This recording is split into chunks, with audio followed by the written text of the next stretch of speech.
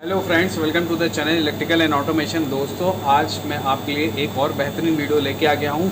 इस वीडियो में दोस्तों, जैसा कि मैंने आपको बताया था, मेरा जो पिछला वीडियो अभी रिसेंटली अपलोड किया है, वो वीडियो मेरा था दोस्तों, जो हमारी DCS में जो नेटवर्क फैला होता है, उसमें जो हम कैट केबल यूज़ करते हैं, Cat cable, Cat 6 cable, Cat 5 cable, उसका वीडियो मैंने कल अपलोड किया हुआ है।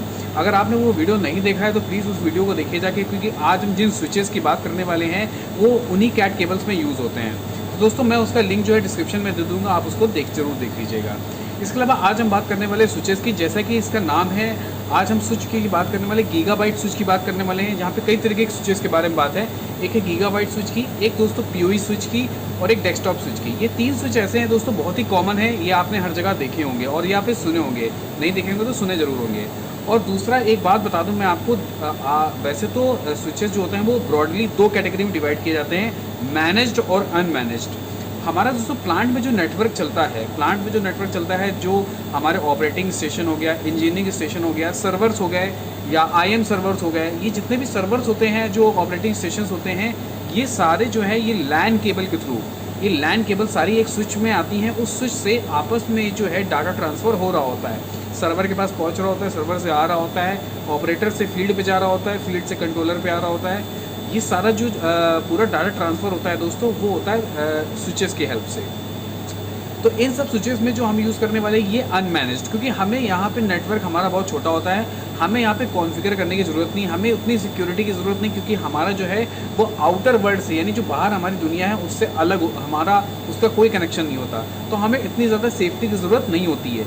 जहाँ पे जैसे सपोज़ करिए हम जिस ऑर्गेनाइजेशन में काम करते हैं और उस ऑर्गेनाइजेशन में हमारे कंप्यूटर्स होते हैं, उन कंप्यूटर में जो इंटरनेट आता है वो बाहर की दुनिया से कनेक्टेड होता है, तो वहाँ पे हमें मैनेज स्विच की ज़रूरत पड़ती है और फायरवॉल्स की ज़रूरत पड़ती है, ताकि हमारा सिस्टम और हमारी इन्फॉर्मेशन जो है वो प्रोटेक्टेड रहे। लेकिन हमारे DC सिस्टम में ऐसा कुछ नहीं चाहिए। तो चलिए, ज़्यादा टाइम ना वेस्ट करते हुए, अगर आप हमारे चैनल पर पहली बार आएँ तो इस चैनल को सब्सक्राइब जरूर कर लीजिएगा, और अगर ये वीडियो अच्छा लगे तो इसे लाइक जरूर कर लीजिएगा। तो सबसे पहले मैंने जो आपको तीनों स्विचेस के नाम लिए दोस्तों, एक एक करके मैं आपको स्विचेस दिखाता हूँ, मेरे पास वो स्विचेस हैं, और फिर उसके बारे में एक्सप्लेन करता हूँ। तो सबसे पहले जो सबसे मोस्ट कॉमन स्विच है दोस्तों, ये है डेस्कटॉप स्विच। ये डेस्कटॉप स्विच बहुत ही कॉमन है। ये आप देख रहे होंगे 8 पोर्ट का है, ये D-Link कंपनी का है। इसका जो कंपनी है वो है D-Link है। D-Link 8 पोर्ट का है। तो जैसे इसको क्या करना पड़ता है, अगर इस स्विच को हमको नेटवर्क में लेना है तो हमको उसको पावर देनी पड़ेगी। ये पॉइंट मैं स्पेशली इसलिए बता रहा हूँ, क्योंकि जब हम PoE स्विच की बात करेंगे तो आपको ये पॉइंट समझ में आ जाएगा। ये सिंपल स्विच होता है, ये गीगाबाइट स्विच नहीं होता है। ये गीगाबाइट स्विच इसलिए नहीं होता है क्योंकि गीगाबाइट स्विच का मतलब आप नाम से समझ पा रहे होंगे, एक ऐसा स्विच जो गीगाबाइट लेवल का डाटा जो है वो ट्रांसफ़र कर सके।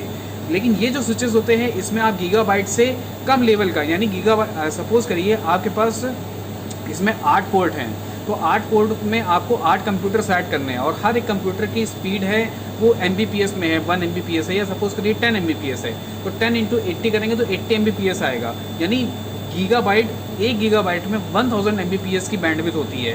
तो यहाँ पे 80 MBPS की बैंडविड्थ इसने कवर कर ली है, तो इसको गीगाबाइट के लेवल की ज़रूरत नहीं है। तो ये सिंपल स्विचेस होते हैं, छोटे नेटवर्क्स में ये यूज़ किए जाते हैं।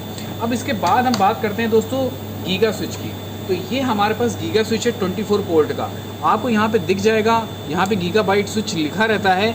गीगा स्विच का काम क्या हुआ, यानी 24 पोर्ट है, तो जाहिर सी बात है आपके पास जो नेटवर्क में है उसमें जो डिवाइसेस लगने वाली हैं वो काफ़ी ज़्यादा डिवाइसेस लगने वाली हैं, या फिर जो डिवाइस लगने वाली है उसका जो आपका डाटा का ट्रांसफ़र की बैंडविड्थ है वो काफ़ी ज़्यादा है। वो इतनी ज़्यादा है कि हमें जो है वो डाटा गीगाबाइट लेवल पर जा सकता है। तो जब हमें डाटा जो है वो 110 MBPS, 20 MBPS, जब हमारा DC सिस्टम चलता है तो वहाँ पे बहुत ढेर सारे ऑपरेटिंग सिस्टम होते हैं, सर्वर्स होते हैं। सर्वर्स और कंट्रोलर और ऑपरेटिंग सिस्टम, इंजीनियरिंग सिस्टम के बीच में जो कम्युनिकेशन होता है उसमें काफ़ी ज़्यादा अमाउंट का डाटा चाहिए होता है। तो ज़्यादा अमाउंट का डाटा ट्रैवल करने के लिए आपको नॉर्मल स्विचेस की ज़रूरत नहीं पड़ेगी, आपको ज़रूरत पड़ेगी गीगाबाइट स्विचेस की, और ये भी पावर इनेबल्ड होते हैं दोस्तों, ये भी पावर इनेबल्ड होते हैं। इसके अलावा मेरे पास एक स्विच और भी है जो स्विच का भी काम करता है, साथ ही साथ ये फायरवॉल भी है दोस्तों। ये भी एक गीगाबाइट स्विच ही है, ये कोई नया स्विच नहीं है। और तो जो तीसरी कैटेगरी बची है दोस्तों PoE स्विच की, वो दोस्तों हमारे पास है नहीं। PoE स्विच का मतलब होता है पावर ओवर इंटरनेट, यानी इसका मतलब क्या हुआ, जैसे सपोज़ करिए मैं सबसे अच्छा एग्जांपल देता हूँ, जो हमारे घर में कैमरा लगे होते हैं वो 2 टाइप के लगे होते हैं दोस्तों। एक ऐसे कैमराज लगे होते हैं जिसमें हम पावर केबल जो है वो कैमरे तक पहुँचाते हैं, वो उसमें दोस्तों नॉर्मल स्विचेस का यूज़ किया जाता है। लेकिन कुछ ऐसे कैमरा होते हैं जिसमें सिर्फ ईथरनेट को आपने, ईथरनेट की केबल को आपने स्विच पे लगाया और ईथरनेट की वही सेम जो दूसरा पोर्ट है वो आपने कैमरे में लगाया, तो कैमरे को सप्लाई भी मिल गई और उसमें पावर उसमें जो है उसका डाटा ट्रांसफ़र भी हो गया। तो ऐसे स्विचेस को बोलते हैं PoE switch, power over Ethernet, यानी हम उस ईथरनेट से पावर भी दे सकते हैं और साथ ही साथ डाटा ट्रांसफ़र भी कर सकते हैं। तो पीओई स्विच मैंने जैसा कि आपको बताया वहाँ पे यूज़ करते हैं जहाँ पे डिवाइसेस आपकी इनेबल्ड करनी होती है, पावर इनेबल्ड करनी होती है। हमारे यहाँ डीसीएस में आप समझ पा रहे होंगे, डीसीएस में जितने भी ऑपरेटिंग स्टेशन है या इंजीनियरिंग स्टेशन या सर्वर्स हैं उसमें कभी भी हमको पावर की ज़रूरत नहीं पड़ेगी, क्योंकि वो ऑलरेडी पावर इनेबल्ड होते हैं, वो ऑलरेडी ऑन होते हैं। हमें खाली क्या करना होता है, एक मीडियम चाहिए होता है जिससे डाटा को हम क्या कर सकें, ट्रांसफ़र कर सकें। तो जब डाटा को ट्रांसफ़र करना है वहाँ पे हमें पावर की रिक्वायरमेंट नहीं है, that means we do not require a PoE switch. हमको नॉर्मल स्विच चाहिए, वो भी अनमैनेज। तो ये जितने स्विचेस मैं आपको दिखा रहा हूँ ये अनमैनेज स्विचेस हैं। अब एक केस दोस्तों और आ जाता है कि सपोज़ करिए आपके डीसीएस सिस्टम में एक्सटर्नल इंटरनेट का केबल जुड़ा हुआ है। तो एक्सटर्नल इंटरनेट का केबल क्यों जुड़ा होगा, सबसे पहला रीज़न ये देखिए दोस्तों, होता है क्या कि हमें अपने सिस्टम को अगर रिमोट लोकेशन से एक्सेस करना है या खाली व्यू करना है, देखना भी है, उसे सुपरवाइज भी करना है, तो उसको हमको क्या करना पड़ेगा, एक कोई भी चीज़ आपको अगर रिमोट लोकेशन में सुपरवाइज करनी है तो यू नीड अ इंटरनेट। तो इंटरनेट की ज़रूरत पड़ेगी आपको। वो इंटरनेट जो है वो आपके कहीं ना कहीं सर्वर में आके जुड़ेगा। तो आपको आपके अपने इंटरनल प्लांट के सर्वर को बाहर की दुनिया के इतने सारे वायरसेस से बचाना है, तो हमें एक ऐसे स्विच का यूज़ करना पड़ेगा जो कि फायरवॉल का काम करे। तो दोस्तों ये ऐसा स्विच है जो क्या करता है, फायरवॉल का काम करता है। फायरवॉल क्या करता है, जो अनवांटेड चीज़ें हैं वो हमारे इंटरनल नेटवर्क सिस्टम में अंदर घुसने नहीं देता है। दूसरा एक चीज़ बता दूं मैं आपको, ये जो स्विच है इसमें दो तरीके के ये ऐसा कॉम्बिनेशन आता है, 8+2, 16+4, 24+4, इस तरीके की जो 2+2+4 जो चीज़ें होती हैं, ये दोस्तों क्या होता है, इसे बोलते हैं मैनेजेबल पोर्ट। और एक बोलते हैं दोस्तों आपका मुझे याद नहीं आ रहा है, ये दो अलग अलग पोर्ट बोले जाते हैं, शायद इस पर लिखा भी होगा। हाँ, मैनेजमेंट पोर्ट तो मैंने जैसा कि आपको बताया, एक और होता है कंट्रोल पोर्ट। तो मैनेजमेंट पोर्ट जनरली हम वहाँ पे यूज़ करते हैं जहाँ पे NVR होता है। अगर हम इसको यूज़ करना चाहें तो NVR में यूज़ कर सकते हैं। NVR क्या होता है दोस्तों, नेटवर्क वीडियो रिकॉर्डर, यानी जहाँ आपके कैमरे लगे हुए हैं दोस्तों, उस कैमरे को आपको किसी रिमोट लोकेशन से एक्सेस करना है। यानी आप बैठे हो दिल्ली पे और आपको एक्सेस करना है कोलकाता, तो कोलकाता से एक्सेस करना है और दिल्ली में आपका नेटवर्क है, तो आपको अपने जहाँ पे कैमरे का सेटअप है वहाँ पे NVR लगाना पड़ेगा, नेटवर्क वीडियो रिकॉर्डर। उस नेटवर्क रिकॉर्डर में इस अपलिंक में हम क्या करेंगे, एक ईथरनेट का राउटर का केबल जोड़ेंगे। वो क्या करेगा, इस डाटा को यहाँ से उठा के आपको रिमोट लोकेशन पे जहाँ पे आप एक्सेस करना चाहें वहाँ पे भेजता है। तो ये तो बात अलग होगी, कैमरे की बात नहीं करेंगे। हम कैमरे का वीडियो एक जल्द लाने वाले हैं कि NVR क्या होता है और DVR क्या होता है, और NVR कहाँ लगाते हैं, DVR कहाँ लगाते हैं, वो हम अगले वीडियो में ज़रूर डिस्कस करेंगे। अभी हम बात करते हैं इन स्विचेस की।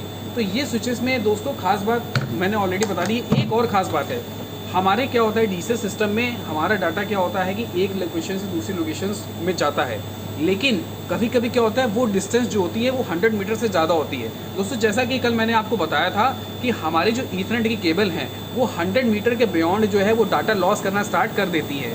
तो 100 मीटर के बियॉन्ड अगर आपको डाटा सेंड करना है तो we need something different network.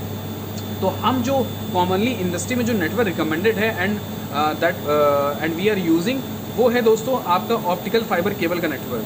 तो ऑप्टिकल फाइबर केबल का नेटवर्क अब आपको कनेक्ट करना है आपके इस नेटवर्क से, तो दैट मीन्स आपको एक ऐसे स्विच की ज़रूरत पड़ेगी जो आपका ईथरनेट के केबल्स को भी ऐड कर ले और आपके जो ऑप्टिकल फाइबर केबल है उसको भी ऐड कर ले। तो दोस्तों ये एक ऐसा स्विच है जिसमें ये एक ऐसा स्विच है जिसमें क्या कर सकते हैं, ये जितने भी पोर्ट दिए गए, ये 24 पोर्ट दिए गए, ये ईथरनेट के दिए गए, और ये जो दो पोर्ट है इसको बोलते हैं SFP पोर्ट। ठीक है दोस्तों, इसे बोलते हैं SFP पोर्ट। SFP पोर्ट क्या करते हैं, ये आपके जो ईथरनेट के इलेक्ट्रिकल सिग्नल है उसको आपके ऑप्टिकल सिग्नल में कन्वर्ट करके ऑप्टिकल फाइबर की केबल आप कनेक्ट करके उसका डाटा ट्रांसफ़र कर सकते हैं। जैसा कि आप इस वीडियो में देख पा रहे होंगे, यहाँ पे क्या किया गया है कि एक ऑप्टिकल फाइबर की केबल कनेक्टेड है जो क्या कर रही है, ऑप्टिकल फाइबर के डाटा को इलेक्ट्रिकल में चेंज कर रही है और इलेक्ट्रिकल को ऑप्टिकल फाइबर में। तो मेरी जो बहुत दूर लोकेशन में लगने वाले कंट्रोलर हैं उनके बीच में जो कम्युनिकेशन हो रहा है वो एक ऐसे स्विच की हेल्प से हो रहा है जो दोनों काम कर ले रहा है। तो ये स्विचेस क्या होते हैं दोस्तों, ये थोड़े कॉस्ट इफेक्टिव होते हैं, जिसमें हमें ऑप्टिकल फाइबर का भी पोर्ट मिलता है और ईथरनेट का भी पोर्ट मिलता है। तो ये था एक बेसिक सा कॉन्सेप्ट जो आपको एक स्विचेस के बारे में पता होना चाहिए। तो ये जितने भी स्विचेस के बारे में बात किया दोस्तों, ये अनमैनेजेबल स्विचेस थे। दोस्तों आपने जैसे OSI मॉडल पढ़ा होगा, OSI मॉडल में दोस्तों 7 लेयर्स होते हैं। तो हर एक लेयर पे हर एक चीज़ काम करती है। जो हमारे डेस्कटॉप का नेटवर्क है या डेस्कटॉप है, ये सारे फिजिकल लेयर्स होते हैं। अब आपके जो स्विचेस होते हैं, ये दोस्तों डाटा लिंक लेयर यानी सेकंड L2, आप OSI मॉडल खोलेंगे तो नीचे से डाटा लिंक लेयर मिलेगा, तो डाटा लिंक लेयर पे काम करते हैं। इसके अलावा आप जब थोड़ा सा और आगे जाएंगे, जैसे मैं मैनेज स्विचेस की बात कर रहा था, जो जिसको आप कॉन्फ़िगर कर सकते हैं, वो दोस्तों L3 लेवल, वो नेटवर्क लेवल पे काम करते हैं। तो हर एक चीज़ का OSI मॉडल में जो लेयर डिसाइड करेंगे, ये स्विचेस हर एक लेयर पे काम करते हैं। Second and third, first layer पे आपका नेटवर्क जो आपका डेस्कटॉप वाला फिजिकल चीज़ें होती है, वो आपकी जुड़ी हुई होती है। तो मुझे उम्मीद है आपको दोस्तों कि मुझे ये जो मैंने आपको शॉर्ट ब्रीफ इंट्रोडक्शन दिया है, आपको काफ़ी हद तक क्लियर हुआ होगा। इसके अलावा क्योंकि ये पहली बार मैंने वीडियो बनाया है और आपने पहली बार इस तरीके की इन्फॉर्मेशन पाई है, तो हो सकता है आपको कुछ क्लियरिटी ना आ पाए।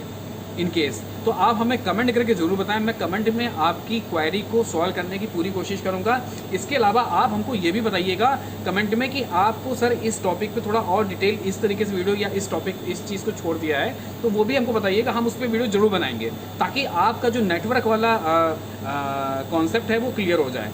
बेसिकली हमें, क्योंकि नेटवर्क का इतना वास्ट टॉपिक है, हम बहुत ज़्यादा डिटेल में जा भी नहीं सकते, क्योंकि हमें वो हमारी इंडस्ट्री में जितनी रिक्वायरमेंट है, अब हमने आज उतना डिस्कस कर लिया है।